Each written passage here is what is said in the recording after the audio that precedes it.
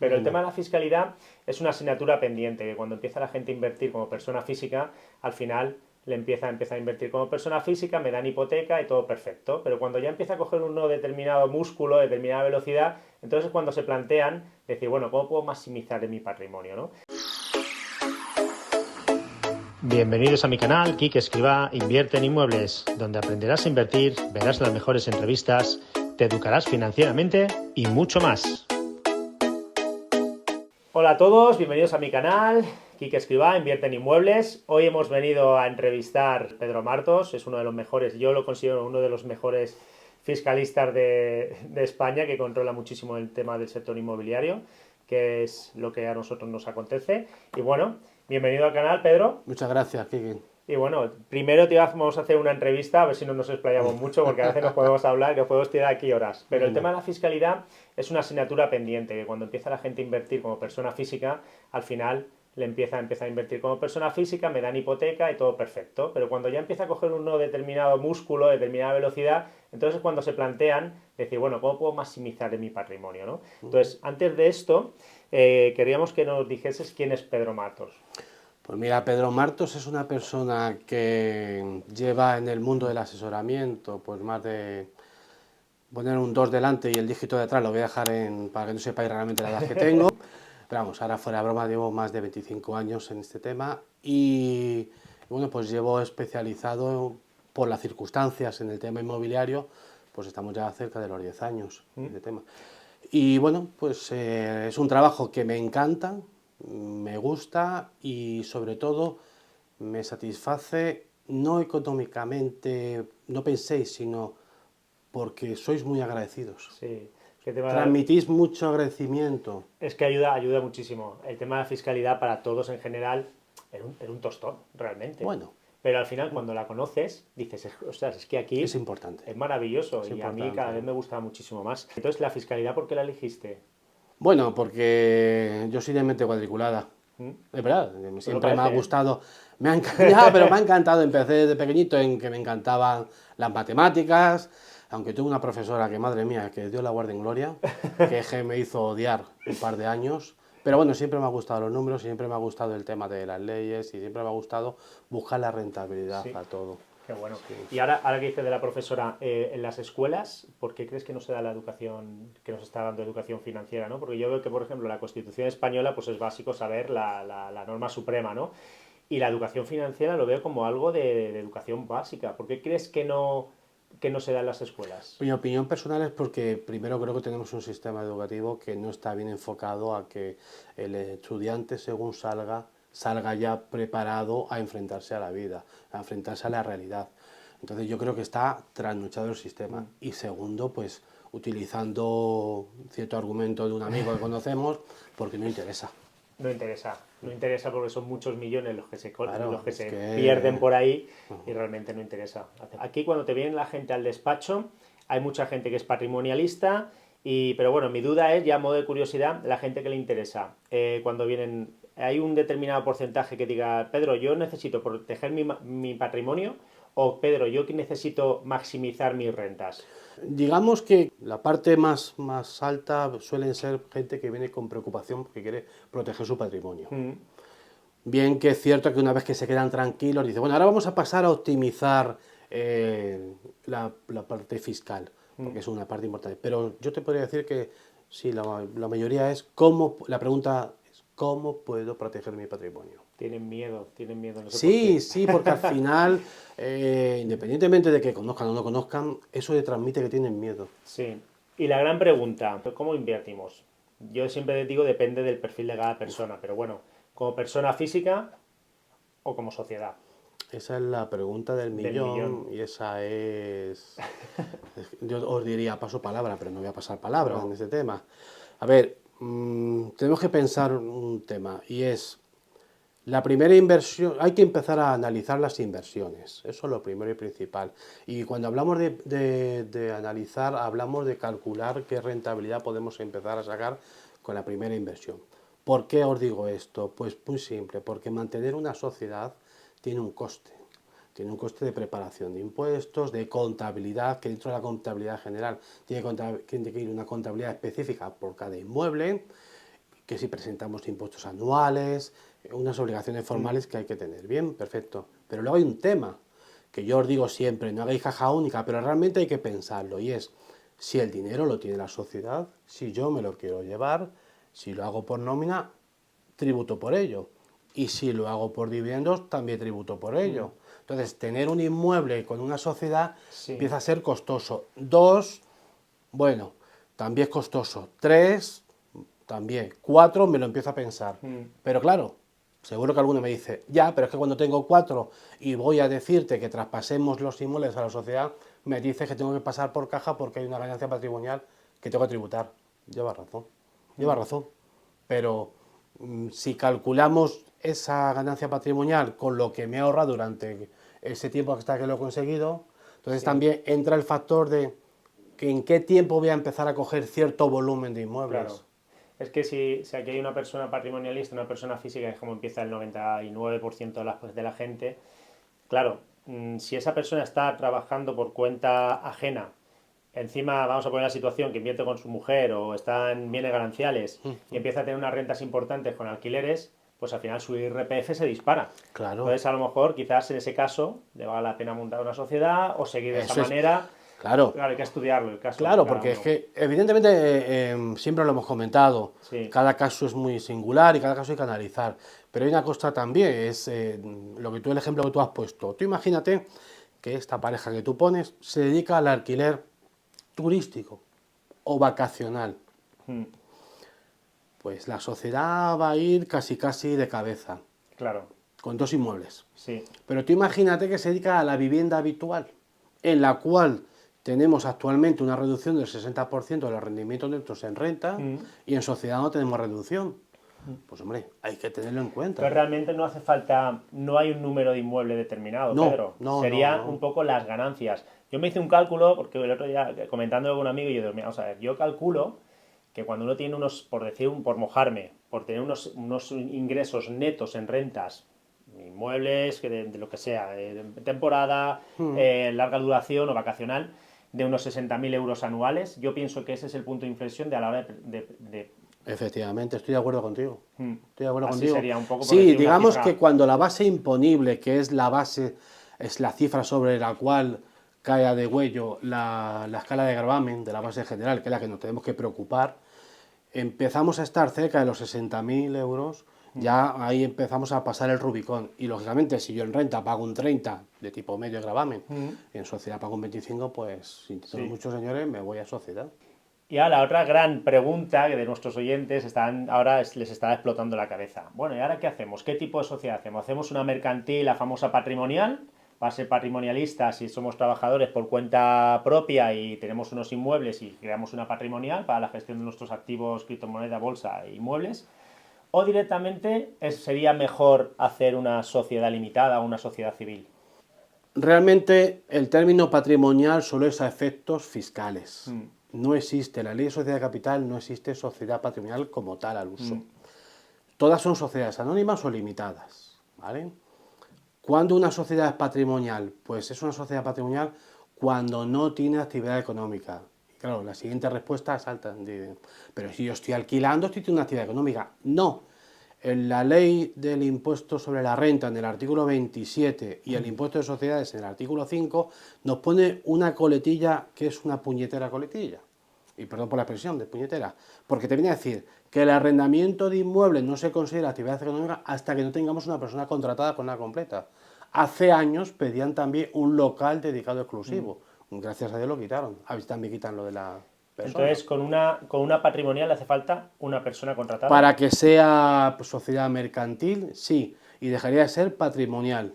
Y entonces podría acogerse a las bonificaciones de las pymes, a amortizaciones aceleradas, a incluso tener los 2 primeros años, podría hacerse el 15% por reducción de los beneficios, pero claro, no por el mero hecho de tener una persona contratada, porque alguno estará pensando, pues contrato a mi mujer, o contrato a mi cuñado, o contrato a mi hermano. No, la persona contratada tiene que estar justificada para la estructura que tenemos. Por lo tanto, si tengo 2 inmuebles, no te van a admitir una persona contratada como prueba. Te va a admitir una sociedad limitada al uso. Exactamente, será una sociedad limitada, pero no vas a poder acogerte porque a los beneficios de las sociedades limitadas, porque te lo van a considerar patrimonial, porque esa persona contratada no tiene justificación para la estructura que tienes de inmuebles.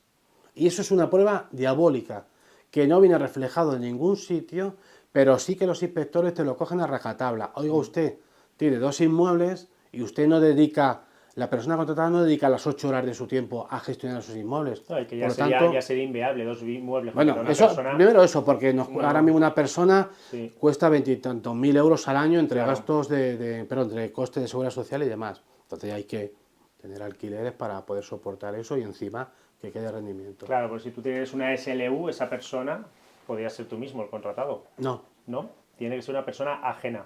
una persona contratada en el régimen general o por cuenta ajena, me da igual, ¿vale? A jornada completa. Vamos, que dejarlo como persona física, no os compliquéis. No, sí. Prácticamente. Luego también podéis tener también sociedades patrimoniales que estén alquilando. Claro. O sea, podemos encontrar una sociedad patrimonial que tenga 15, 18 inmuebles Sí. y no le interese tener una persona contratada y si es una sociedad Yo tengo patrimonial. los 13 inmuebles que tengo yo en concreto, los tengo todo con persona física, de momento. Aquí, bueno, Mi idea es pasarlos a la sociedad. en el despacho de que yo pertenezco, Mm. hay una persona, que siempre pongo, no voy a dar el nombre, que tiene 40 y tantos inmuebles más otros 20 y tantos en terrenos rústicos y, bueno, y solares. Y está como persona física. Mm. Y no se complica. Claro, la ventaja de tener una sociedad, claro, podemos hacer esas inversiones del sujeto pasivo de IVA. Sí, Podemos tener esas deducciones fiscales del 15% los Sí. 2 primeros años, luego el 23 pasa, ¿no? sí, si no has superaba el millón de euros pasaría al 23. Pero vamos, si tienes una estructura ya, pues sabes que te puedes aplicar la bonificación del 40% sobre el impuesto de sociedades. Y si tenemos ahí, quizás el punto de inflexión sería si tenemos ya 8 viviendas, 8 rentas, 8 casas, 8 rentas en alquiler de larga duración, ahí quizás con una sociedad al uso. Antes habría que hacer números. Vale, ¿eh? vale. Antes habría que hacer números. Vale, pues Porque no podemos tirarnos a la piscina Correcto. nada más porque veamos un reflejo. Tenemos que ver claramente. No es, o sea, yo me estoy quedando con esto, que cada inversor es un mundo. Tenías que estar en el despacho Correcto. donde pertenezco para que vieras que cada vez que viene una persona, lo primero que decimos, vamos a ver, vamos a analizar tu situación. Y hay personas que sí que es cierto que montan sociedades y otras que le decimos, quédate como estás porque vas a perder dinero. Te va a costar más dinero de lo que vas a ahorrarte. Y ya está.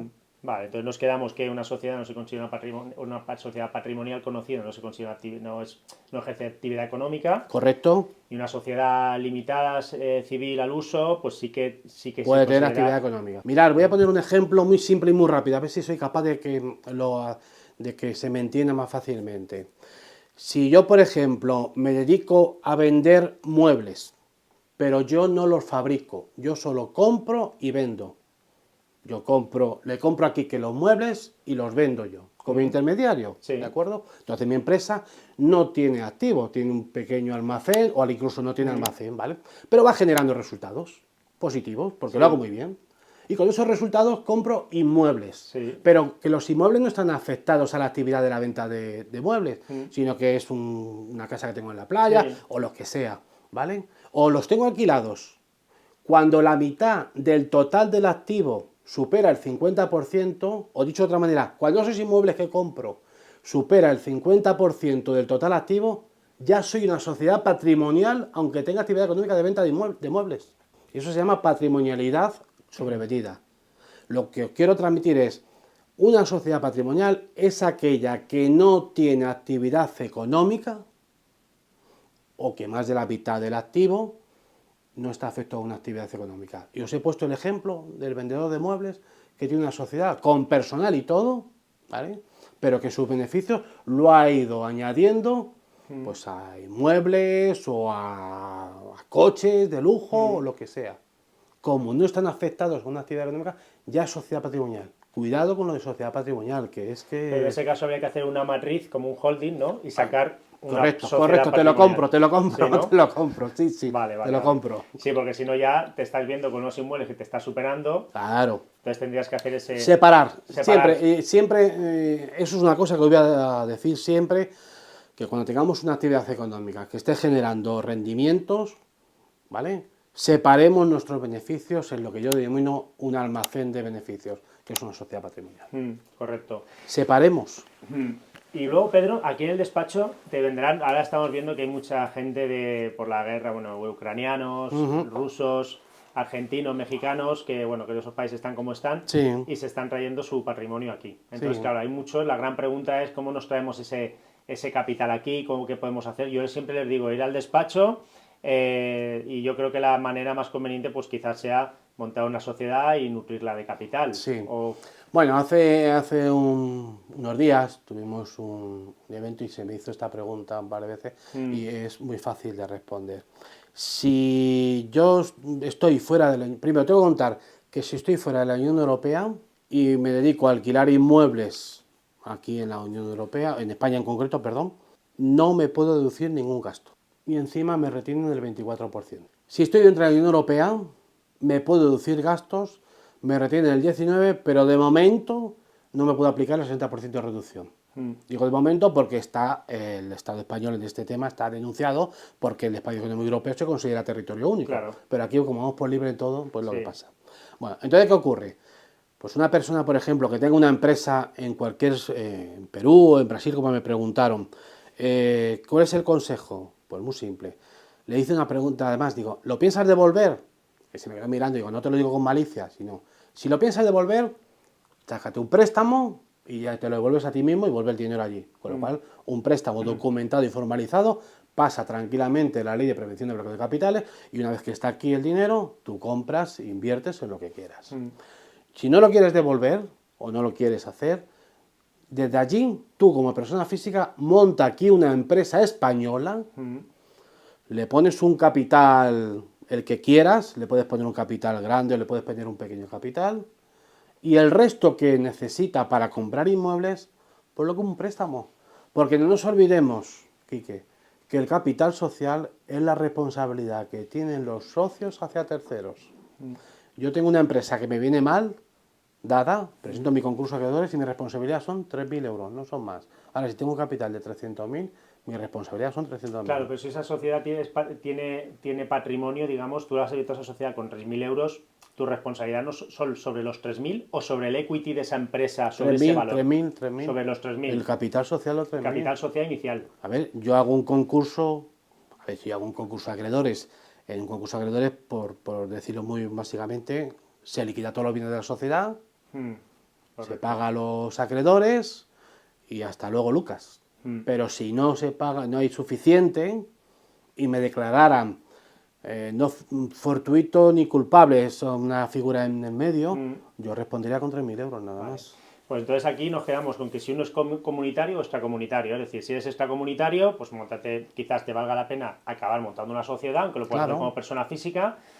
Y si eres comunitario, pues hay acuerdos de doble imposición, que a lo mejor incluso como persona física o sociedad dependiendo, Sí. pero al no tener esas deducciones fiscales del 60% al no ser residente, pues realmente pues quizás te tienes que valorar el montar una Sí, es que sociedad al uso. eso es, sinceramente, eso es injusto. Ya. Porque una persona que vive en Italia o en Alemania, si invierte aquí en inmuebles alquilados, no se va a poder aplicar la reducción del 60%. Bueno, pues es lo que tenemos. Y bueno, ahora está muy de moda, sobre todo entre la gente joven, gente que aún no gente que está empezando y quiere invertir en el sector inmobiliario y le gusta mucho el tema del rent to rent porque ve una vía, otra fuente de ingresos relacionada con el sector inmobiliario para que vaya teniendo ingresos y que vaya creciendo su capital para luego comprar inmuebles. Entonces, el tema de rent to rent, claro, hay muchísima gente que tiene la gran duda, pero ¿me tengo que hacer autónomo? ¿Puedo hacer esa actividad económica como persona física? ¿Autónomo, sociedad? ¿Qué respuesta que le podemos dar? Pues un poco similar a la pregunta de ¿con cuántos inmuebles hago una sociedad? Un poco similar. ¿Por qué? Porque si lo voy a tomar como algo puntual, tengo que tener claro una cosa, que si yo soy soy el arrendatario, o sea, el inquilino del propietario, que yo voy a subarrendar, no me puedo aplicar reducción de ningún tipo, del 60%. Eso sí, ingresos menos los gastos que me haya generado ese subarriendo. Y el propietario me va a facturar a mí con IVA y con retención. Y el IVA ese me lo voy a tragar. Con lo cual, cuidado con los costes.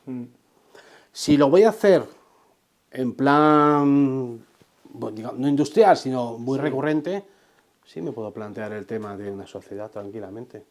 Porque, lógicamente, la renta, como esto va a la base general, va a resultar que en cuanto entre, como estamos hablando, en cuanto entre más ingresos, más alto me voy el gravamen.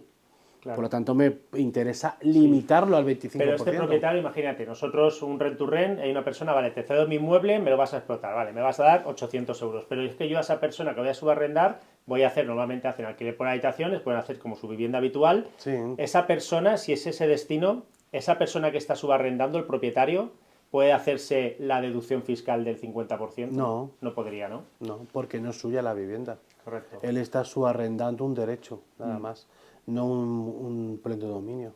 El pleno dominio es el propietario. Y el propietario lo único que sabe es que el destino de ese contrato de alquiler que ha firmado con el primer inquilino, que luego subarrenda, no es para su vivienda. No es vivienda, es para realizar una actividad económica. Por lo tanto, se ve la obligación de facturar con IVA y que le apliquen la retención del 19%. Correcto, pues ya tenéis esa pregunta resuelta. La penúltima pregunta, la gran pregunta también del millón, es igual. Hay mucho flipero, como llamo yo, de los que le gusta hacer flippings. Yo soy flipero también, de vez en cuando. Fish and flip. Sí, fish and flip. A mí la primera vez que lo escuché, digo, ¿qué es esto? No, te juro, perdón, que decía, ¿qué es esto? No sé qué es fish and flip, tuve que mirarlo. Pues nada, comprar, reformar y vender Sí, a la no, española, no, o el homestaging es decorarlo toda la vida. Sí, no, claro. Y un buscavidas es un emprendedor ahora. Entonces al final es como... Sí, la verdad es que, bueno. Es así. Nosotros, la gente, cuando empieza a hacer algún flip, hay gente que dice, bueno, pues tiene su actividad económica también, pero no se dedica profesionalmente a hacer flips. ¿Tú recomiendas también abrir una sociedad, o si se va a hacer un flip puntual, no hacerlo? ¿Qué consejo nos darías? Yo recomiendo, si no quieres hacer sociedad, que no tienes por qué hacer sociedad, no, que lo hagas como persona física, pero de alta en actividad empresarial. Porque vas a incurrir en unos gastos que unos gastos de ellos los considera la agencia tributaria lavado de cara, que tiene una cara más dura que el cemento, para decir lavado de cara, y no te lo van a dejar deducir cuando vayas a vender el inmueble. Y si no lo vendes porque tienes un contrato solamente de compromiso con el propietario que no lo va a vender, pero que tú lo vas a reformar y que le vas a ceder el derecho al comprador final, esos gastos posiblemente o al vendedor o al comprador no sean deducibles. Entonces, si tú sin embargo lo tienes como actividad económica, a ti ya te da igual los gastos, porque te lo vas a deducir dentro de tus ingresos. Y ahí ya podríamos hacer unos flips, ya podríamos ir a IVA al 10%. Y si rehabilitas, puedes entrar con el IVA al 10% y vender, incluso si lo vendes tú como vivienda nueva, ahí ya se abre un mundo un poquito más extenso, pero como actividad económica. Si se hace una actividad económica, si no es actividad si económica, lo vas a hacer no una vez hacerlo. para ver cómo te sale, en plan, como aventurero o buscavidas, como tú hubieras dicho, pues no os compliquéis. Lo hacéis y calcular bien y no os gastéis muchos en gastos, como dice Hacienda, en lavado de cara, para que veáis qué es rentabilidad. Pero si os vais a dedicar a ello, de verdad, que luego las cifras salen y vais a empezar con la tarifa plana del autónomo, que son 80 euros al mes. Si tenemos un negocio que no puede pagar 80 euros al mes, mejor me dedico a otra cosa. Así es. Entonces, que luego incluso te lo puedes meter como un gasto. Evidentemente, eso está clarísimo. 100% gasto. Sí. Pague 80 o pague lo que sea, 100% gasto. O sea, no se pierde. Y ya, bueno, esta entrevista es oro puro, o sea, ya me estáis diciendo mucho, ya estas preguntas ya no las preguntéis más porque ya están súper resueltas, ¿no? Con esta entrevista seguro que a más de uno se os ha resuelto. Y la última pregunta para finalizar, mucha gente pues no llega a comprar un inmueble porque están caros o se quieren comprar en conjunto, ¿no? Entonces al final montan una pequeña sociedad privada entre ellos, entre 4 o 5 socios, aportan capital, pero claro, ¿de qué manera pueden aportar ese capital? Con cuentas en participación, con préstamos participativos. ¿Qué forma más segura hay para todos los socios a la hora de crear una sociedad así para comprar y vender inmuebles o comprar, reformar y vender? Retomo lo que he dicho en Fish and Flip. Si lo vamos a hacer como algo esporádico, ni sociedad ni nada. Como personas físicas. Yo que aporta el 25% del valor, pues ya tengo el 25% del inmueble en el proindiviso. Pum, se acabó. Ya está. Y no hay más. Si lo vamos a hacer en plan, ya normalmente, puedo ser socio. Si soy socio, siempre voy a tener la participación, la parte del capital que yo aporte, con lo cual no hay problema. Pero si voy a entrar como inversor, suponte que tú montas la sociedad y digo, Quique, me gusta cómo trabajas, me gustan tus proyectos y tal. Y tú me dices, Pedro, tengo ahora mismo un proyecto que es en la calle, donde sea, estos inmuebles o este inmueble, que lo voy a comprar, lo voy a reformar y demás, pero ando un poco pegado de capital, Sí. o tengo la CIRBE bloqueada, o el banco me está tratando como lo sea. ¿Te interesa entrar? Yo te digo, sí. Con unas rondas de Te financiación. digo, sí, correcto, entro contigo. Pero tú me dices, ya, pero yo no quiero que seas mi socio, porque yo quiero tener libertad. Digo, bueno, pues vale, yo entro. ¿Cómo entro? O como préstamo acordamos una rentabilidad, pero préstamo lleva asimilado la palabra devolución, que lo tengamos claro, aunque tú tengamos una rentabilidad de un 10, un 12, o cuentas en participación. Correcto. Y la cuenta de participación, la diferencia es que tú y yo asumimos el mismo riesgo. Si tú pierdes, yo pierdo. Si tú ganas, yo gano. Por lo tanto, si en un préstamo tú me vas a dar un 10, en la cuenta de participación, lo normal es que me des Sí. un 20 o un 25 o un 18. Eso, ¿cómo se hace? Pues normalmente se dice, en el proyecto que tengo definido, de este inmueble en concreto, tu participación se valora en su proyecto conjunto en un 25%, o en un 22%, o en un 30%. Sí. Por lo que del resultado de ese proyecto yo me llevaría el 30%. Y además es muy interesante para ambas partes. Yo lo voy a declarar en la base del ahorro, no en la base general, y tú te lo vas a deducir como gasto. Tú sales beneficiado porque lo que me pagues a mí de rentabilidad te lo deduces en el impuesto de sociedades o en tu renta como actividad económica, y yo en mi base del ahorro, que la base del ahorro en la que los primeros 6.000 euros van al 19%, los siguientes 44.000 van al 21%, los siguientes 150.000 van al 23%, y ahí me paro. Pero para que, va a sonar un poco fuerte, pero para que veáis, 600.000 euros de ganancia va a un 25,26, me parece, o un 22. Meter 600.000 euros en la base general, veréis qué tipo de gravamen os toca pagar. Así es. Entonces, Sí, y lo que pasa es que la cuenta de participación, perdóname, Quique, no es conocida. Ya, es muy buena opción. Y no es conocida. Y la otra opción, los préstamos participativos, sí que, claro, podría ser muy buena opción porque tú realmente, esa sociedad está nutrida de unos activos Sí, inmobiliarios, objetos sí. para comprar activos, y si esa sociedad no tiene esas rentabilidades esperadas, pues realmente esos préstamos tienes esa garantía de esos activos. Entonces Si pasan lo a pones ser, en el préstamo, sí. si lo pones, pasan a ser accionistas de tu Ten en cuenta sociedad. que los préstamos participativos es una figura que salió en el 76 para Sí. aligerar un poco los problemas financieros de esa época. Y lo que te vienen, normalmente los préstamos participativos llevan una cláusula que dice, la rentabilidad vendrá condicionada cuando el EBITDA supere el 2,5 de la facturación o de los resultados de explotación, yo qué sé, o cuando el beneficio sea a partir de 50.000 euros, son un poquito más estrictos. Yo sinceramente, si vais a entrar como inversión y confiáis donde estáis y veis que quien está de gestor, porque la figura de la cuenta de participación es socio gestor y socio capitalista, entrar en cuenta de participación va a ser más rentable. Y sí, el gestor os va a tener que dar información recurrentemente, pero creo que es normal, ya que se aporta dinero, Sí. pero él va a tener que hacerlo perfectamente, porque si él pierde, perdéis vosotros, y creo que el mayor interesado en que no pierda va a ser él, Claro, el lógicamente. tiempo vale y no Y es se que puede perder, fiscalmente así es una es. figura muy ventajosa. Correcto. Pues bueno, imagino que si tenéis alguna pregunta, ponedla en comentarios. Y bueno, si quieres acabar para finalizar la entrevista y no abusar más de tu tiempo, que nos tenemos que ir a No, no te cenar. preocupes, sí, porque me tiene aquí, Si vamos a quieres ver. decir cualquier cosa, eres libre. Sí, solo una cosa con lo que empecé el evento hace unos días, que tuvimos. Por favor, analizar las operaciones.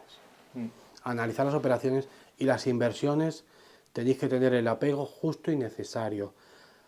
Si habéis visto alguna la película Hit, Robert De Niro te viene a decir que tienes que llevar un equipaje para que en menos de 30 segundos puedas salir corriendo si te persigue la pasma. En esto traducido al tema inmobiliario es, mi inversión, si me he equivocado, no me puede provocar ni poner en peligro mi patrimonio personal, ni que me deje una mochila que me lastre para toda mi vida. Así es. Analizar, por favor, analizar. Por perder un tiempo o poneros en manos de un profesional que vais a pensar, este se está tirando a su... No, analizarlo. Y cuando tengáis claro, invertís. Pues ya sabéis, nos quedamos con ese consejo. Posiblemente el día 2 de diciembre venga Pedro a la comida, si quiere venir está invitado, así que ya le he dicho que tiene su ¿Qué vas a espacio. poner de menú? Porque... Te voy a decir el menú, te voy a decir el menú, fíjate. Que yo encantado que sea un sándwich porque... Pues mira, el plato principal va a ser meloso, de ya calamares está, no y gambas sigas, y no tal. sigas. Allí me veis, de verdad. Así que bueno, muchísimas gracias por pasar A por ti, el canal. Kike. Y vamos a poner en la descripción por si queréis contactar con él, tanto en su despacho de Valencia como en el despacho de Madrid. Y nada, aquí tenéis uno de los mejores fiscalistas de España. Hay muchos, pero Pedro, bueno, es un referente en el sector inmobiliario. Y nada, y muchísimas gracias por Muchas pasar por el canal. Gracias a ti, Kike. Gracias. Nos vemos. Hasta luego.